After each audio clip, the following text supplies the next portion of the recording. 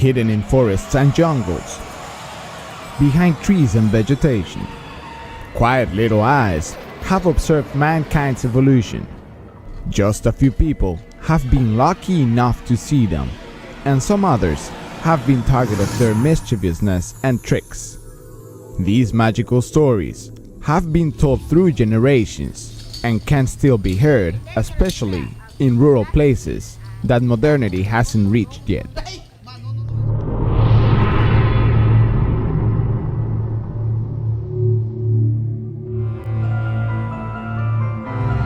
Since the origin, humans have believed in the existence of magic and also in mythological creatures.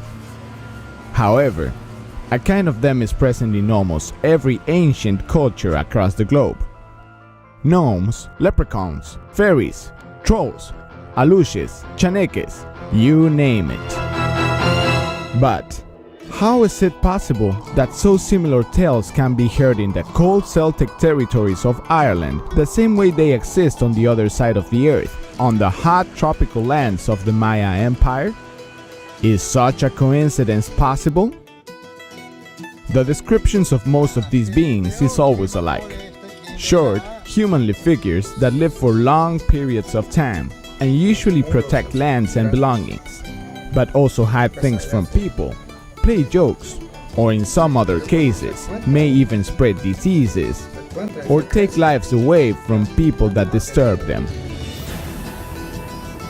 The most ancient stories about gnomes, fairies, and leprechauns come from Nordic countries, where people believe that forests and woods are full of them, living in complete harmony with nature. In another continent almost 9,000 kilometers away, in Mexico, people believe in some relatives of these incredible characters, chaneques and Aluxes. Chaneques had their origin in the Aztec culture and belong to the states of Veracruz, Tabasco, Oaxaca, and Guerrero. They are little creatures meant to take care of lands and cattle, but if they are treated wrong, they can make people have a hard time, or even worse. Truth or not, local and also national newspapers have blamed these angry creatures for burning down vehicles several times in the past decades. In the territories of the ancient Maya culture, there is still the belief of some other little and mystical creatures to be roaming the jungles and croplands. Similar to little men dressed like ancient Mayas, they are born in a very private ceremony led by shmen or Maya priests. A 5 to 20 centimeters tall figure is carved in stone, clay, wood, or some other less common materials. Then, the owner of the Aluxe, who will become his master, has to pour 9 drops of his own blood over him. After this, the priest has to take the newborn Aluxe to the field that will become his new territory, introduces him to the gods of the sun and the rain, and gently blows on his back and pronounces the name of his master. El huaypec, que es el otro tipo de chamán, el malo, él te encargaba precisamente los órganos de diferentes animales. Entre ellos incluía el corazón de un jaguar, los ojos, las orejas de un venado. Y él hacía esa figurilla con todos esos órganos, se cosía el barro. Y es de ahí donde se cree que cada noche esa figurilla cobra vida. Para ellos son vivos, están vivos. Simplemente en las noches cuando ellos despiertan y siguen cuidando estos lugares. Then, the Aluxe will be placed in some hidden spot, therefore to take care of the crops and animals, defend them from strangers with sounds, throwing rocks, or even bringing illness and death upon their homes.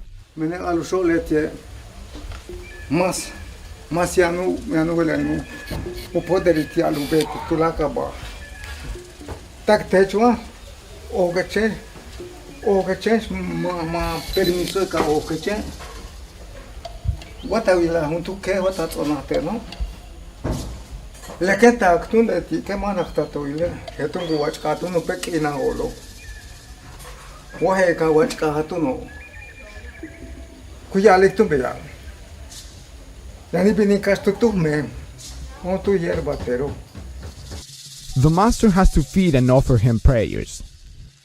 Yo con esa cabella.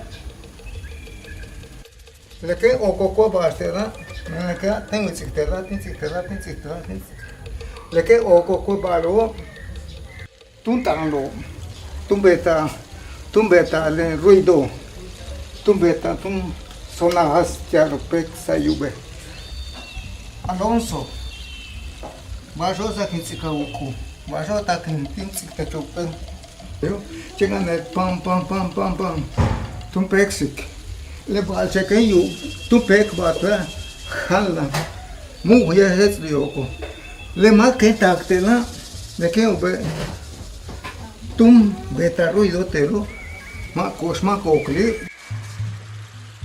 Sometimes, little houses are built for them, even inside modern resorts or near roads, which means that you can find them scattered all around the peninsula. Legends state that after 7 years, the soul of the Aluxe has to be released so it can return to its place in the woods, caverns, or cenotes, and will continue misbehaving and playing jokes on people nearby. Otherwise, it can get out of hand and harm the owner and his family. Muato men kunaka yo le lutsenda le.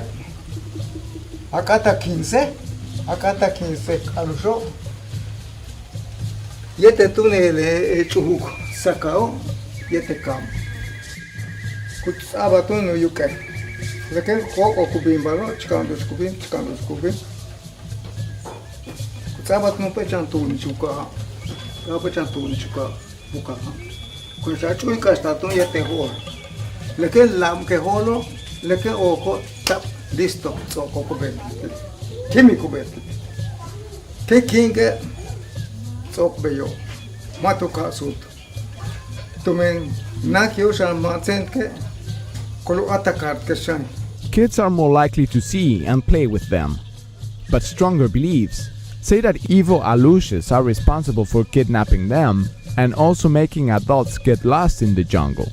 En la comunidad llegan a desaparecer la gente grande que trabajan en la milpa y cuando aparecen 1 o 2 días después y se les pregunta que qué pasó, pues siempre es lo mismo, ¿no? De que vieron a unos niños caminando en la selva, creyeron que estaban perdidos, al seguirlos, finalmente se cree que eran los Aluxes que pierden a la gente grande.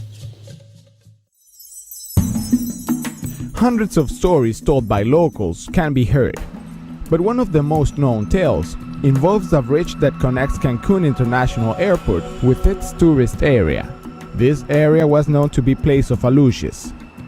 After several attempts of building the bridge, it kept falling down time after time until a local told the engineers that this was happening because they hadn't asked for permission. The builders called a priest and they had a very traditional ceremony and built a little pyramid as a house and offering for the Aluxes.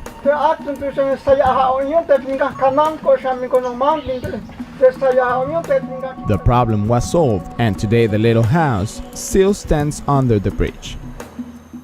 Another very famous story tells that Aluxes made Elton John's stage collapse previous to his show in Chichen Itza in 2010.